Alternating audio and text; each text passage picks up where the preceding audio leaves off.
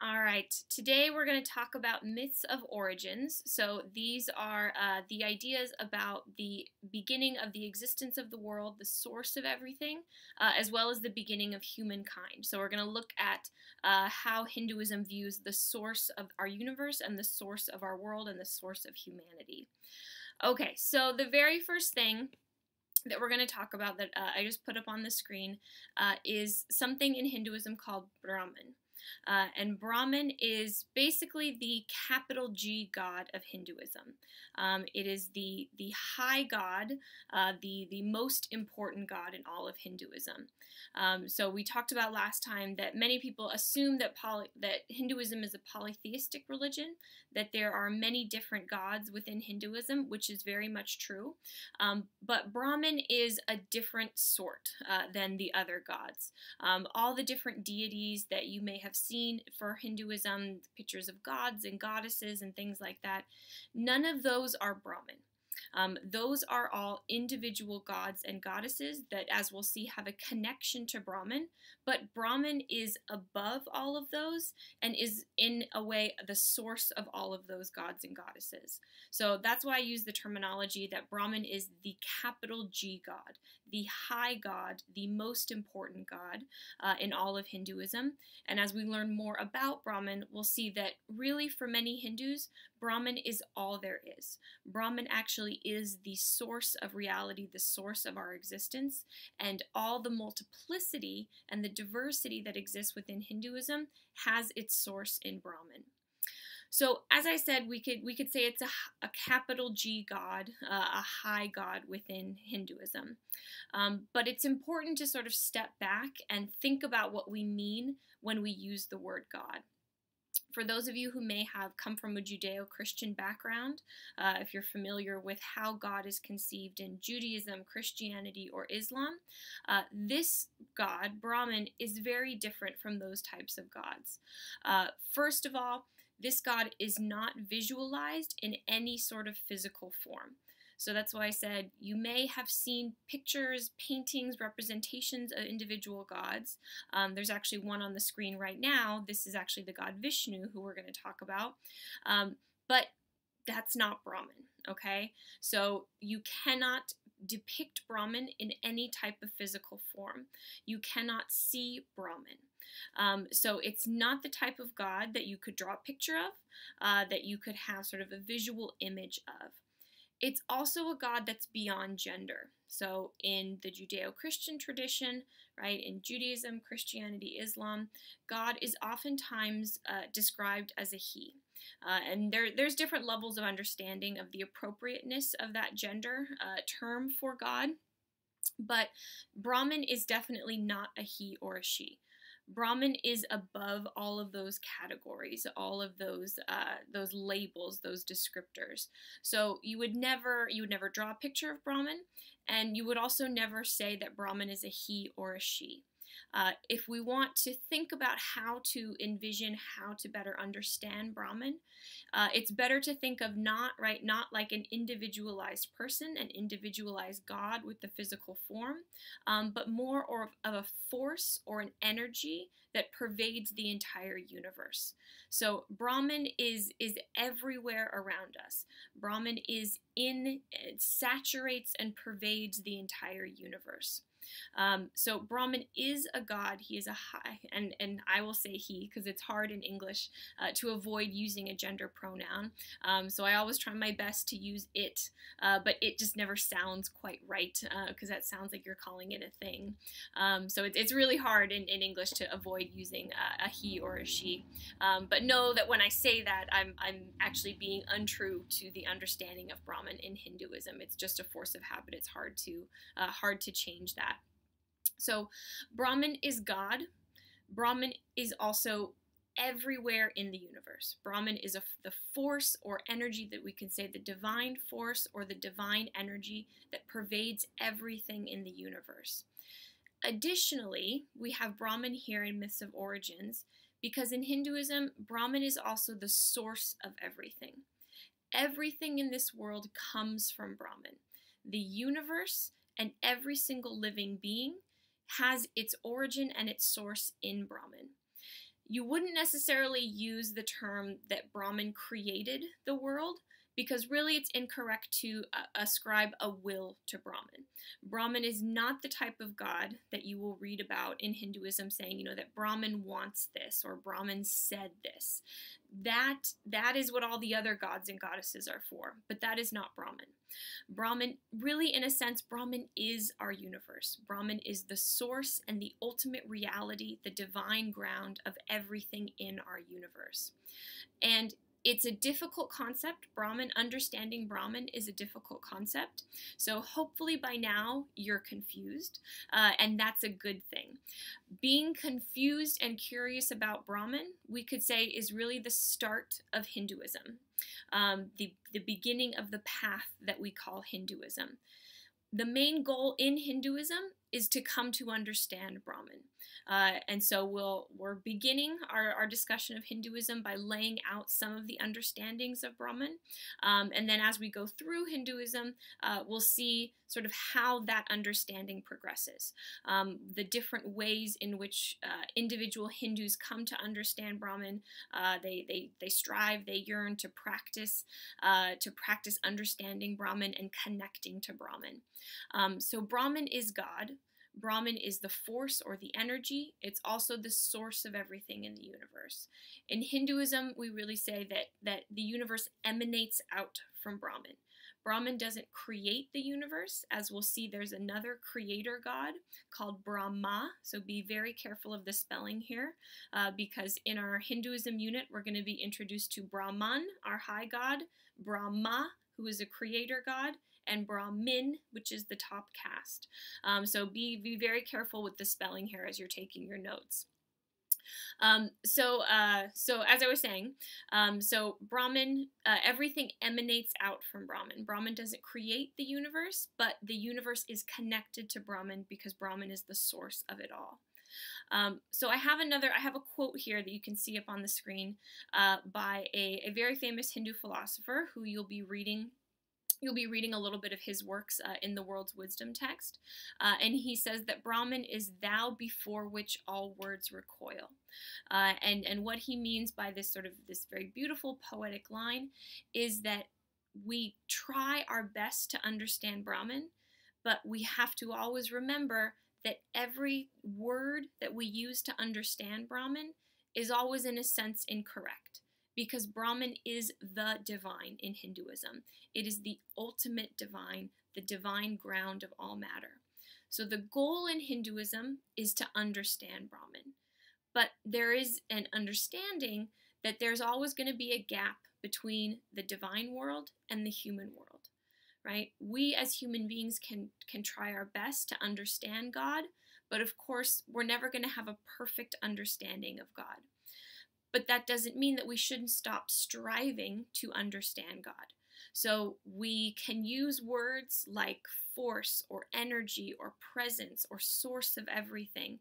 I can use these words to try to describe Brahman, but I have to always keep in mind as I'm using these words that in a sense all of these words are wrong. Because, of course, they're human words. There are human descriptive words, and they're always going to fall short of the reality of the divine. Because we are using our best tools as human beings. We have our words as human beings. But that, of course, can never completely capture the reality that is God. So Brahman is thou before which all words recoil. Everything that we can say about Brahman is trying our best to get at the nature of Brahman, but it's always going to fall short. It's always going to be a little bit imperfect and therefore, in a sense, wrong. So it's important to remember that the desire to understand Brahman is the starting point of the path that is called Hinduism.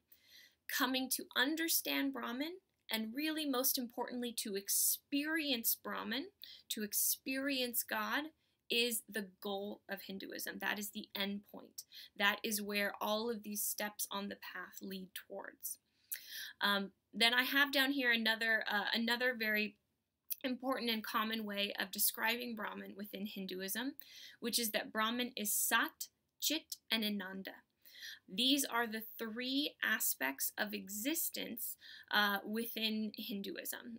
Really, they pertain to all of reality. But Sat is consciousness. Or sorry, Sat is being. Sorry, I always mix those two up. Sat is being. So Brahman is being. Chit is consciousness, so awareness or knowledge. And Ananda is joy. So Brahman incorporates all three of these aspects, right? We exist, we have our being, we have consciousness, we have knowledge, and we have joy. These are the three main aspects of being a living organism in this world. What separates us from Brahman is that Brahman is all three of these things in infinite measure. So Brahman is the infinite. Infinite being, so infinite existence, infinite consciousness, so infinite awareness or infinite knowledge, and infinite joy, infinite bliss. Okay? These are things that we all have and strive to have more of in our life as human beings, but Brahman is all of these things in infinite measure, without limit, without end.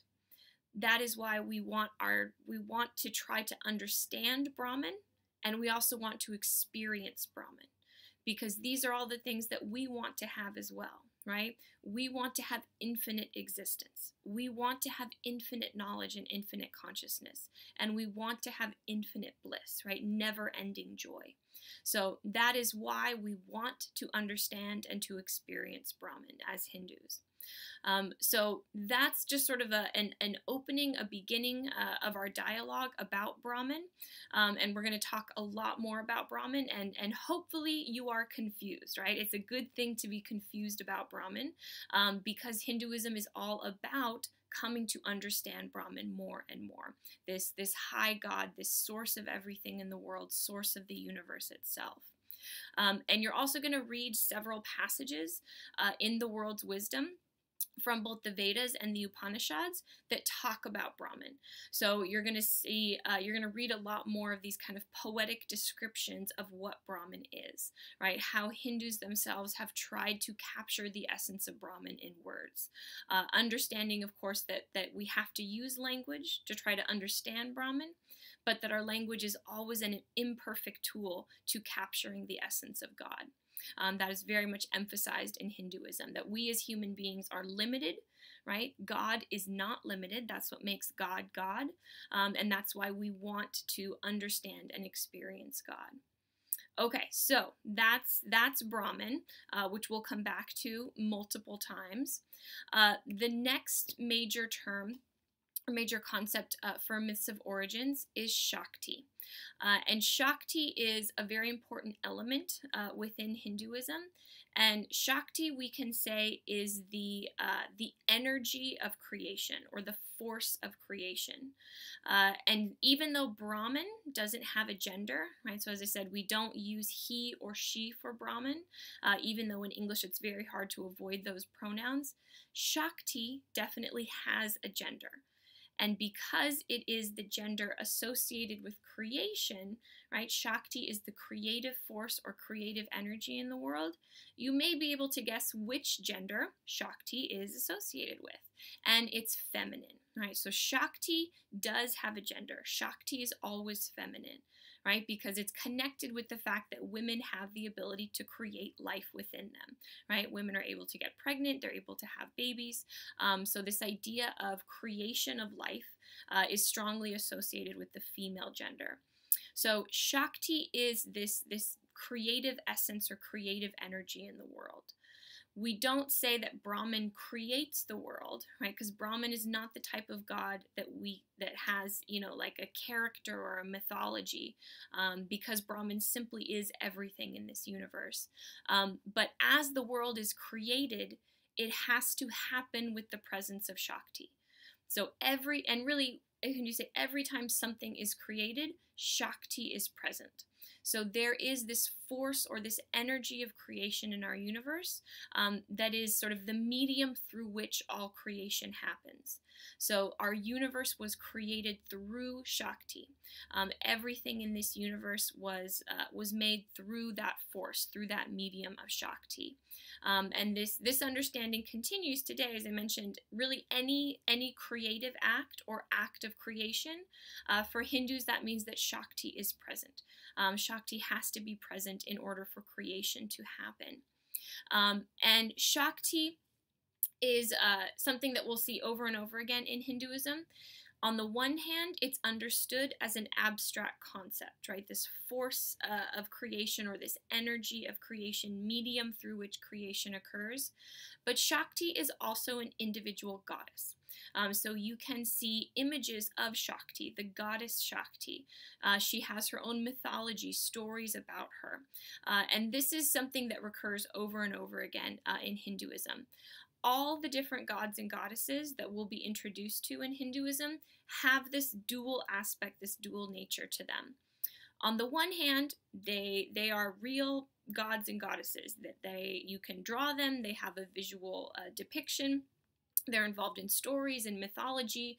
They go through battles, and and they get married, and they have children, and there's this whole mythology around them. But on the other hand, they also have a more philosophical underpinning. All of the gods and goddesses represent something about the world. They represent an aspect of our universe. So they also are connected to these abstract concepts. So Shakti is both. Shakti is this force and energy in the world. Shakti is also an individual goddess. And as we meet other gods and goddesses in Hinduism, we'll see that this theme continues as well. So it's important to know Brahman as our high god, our source of everything in the universe, really the true nature, as we'll see, of everything in the universe, and Shakti, which is the force or energy through which everything is created. And then the very last thing that we're going to talk about for origins is Manu. And this is a story. Manu is an individual in Hindu mythology, and it's the myth of creation of humanity, how the human race starts. And it's a really interesting story because it's one that you may have heard before. This may be a familiar story to you. So in Hindu mythology, Manu is a man, and he's actually not the very first man, but he lives a very long time ago among the first human beings. So Brahman is the source of everything, and after sort of the universe emanates out from Brahman, then, as we'll see, there's an individual God who takes over and creates our world and creates humanity, or the human race. And one of those first human beings is a man named Manu. And Manu was a very good man, according to the story. He was honest, he was good, he was hardworking, he was devout, and he had a family. He had a wife, he had children, and one day Manu is going down to the river. He's washing some dishes, and a fish swims up to him. And since this is mythology, right, the fish can talk. And the fish swims up to Manu, and he says, please help me, sir. I'm so small, and all the other fish in the river are trying to eat me. So please take me home with you so that I can be safe, so you can protect me from these other animals that are trying to kill me. And Manu, of course, is a good guy, right? He's a good man, honest man, so he agrees. So he takes the fish with him, he takes the fish home with him, and he puts the fish in a bowl in his house. And his family feeds the fish, and the fish grows and gets larger and larger, and they have to keep putting him in larger and larger bowls in their house. Until one day, the fish grows so large that they don't have any more bowls that will fit him in the house. So Manu comes to the fish and he says, tells him what's happened. Really, you're getting so big that we can't really take care of you anymore. We can't fit you in any of the bowls in our house. So I'm going to take you back to the river. You're so much bigger now. You can probably fend for yourself, protect yourself from these other fish who are trying to harm you. And the fish says, that's fine. And the fish has a name. The fish's name is actually Mastya. And Mastya says, thank you so much, Manu. I really appreciate you doing this. You protected me. You saved my life. So now I'm going to pay you back, and I'm going to save your life. And it turns out that the fish is actually a god. And actually, the painting that you can see behind me is actually of the fish Mastya. So this fish is actually the god Vishnu. And we'll talk a lot more about Vishnu, but Vishnu is a god who loves humanity. And when human beings need him, he comes to earth in a form most appropriate to save humanity that time. So Mastya the fish, who's actually Vishnu in disguise, says, I'm going to save your life now. And he says, I'm actually a god. And I know that the other gods are not very happy with humanity. They're not very happy with how human beings have turned out. So they're actually planning to destroy the world. They're going to destroy all human beings, destroy the world, and start over again. And he says they're going to do it by sending a flood. So the gods have decided to kill all the human beings in the world, and they're going to do it with a massive flood. As I said, this story may sound familiar to you. So he tells Manu, but I think you should be saved, right? I want to protect you from this flood. So he tells Manu, you should build a boat, right? Build a very large boat. You should bring your family into the boat. And then once you've done that, so you can tie the boat onto my horn. He has a horn on his head. And I'll take you and the boat and your family to the top of a very high mountain. You guys can stay there. You can wait out the storm, wait out the flood, and then when the waters recede, you can go back. So this is what Manu does. Manu builds a very large boat. He brings his family into the boat. If you're familiar with another story that sounds similar to this, there's no animals in this story. It's just Manu and his family. But they go up to the top of a mountain that Mastya brings them to. They wait out the flood. They wait for the waters to recede. Then they go back, and he and his family start the human race over again. So they are seen as sort of the origin of humankind, the progenitors of humankind, not because Manu was the very first human being, but because he and his family sort of restarted the human race after this wiping out. So as I said, this may sound familiar to you. It's very similar to the biblical story of Noah and the flood. The character of Manu and the character of Noah are very similar. Interesting to note, though, that this story definitely predates the biblical story because this is from the Vedas, which were written hundreds of years before the Old Testament or the Hebrew Bible. But it's an interesting example of what we call a universal myth or an archetypal myth. Throughout the world, there are lots of these stories that tend to recur in cultures and in countries in many different parts of the world. There's lots of theories as to why we see these stories, copied or perpetuated in many different cultures, why they tend to arise in such different parts of the world. So nobody knows for sure exactly why that is. There's lots of different theories about that. But it's interesting to note that this is the origin story of humankind in Hinduism, and it does have some similarities to some other cultures and other religious traditions as well. So we've gone through the myths of origin, so important to know our concept of Brahman, which we'll talk a lot more about as we go through the unit. Shakti and Manu, our first human being.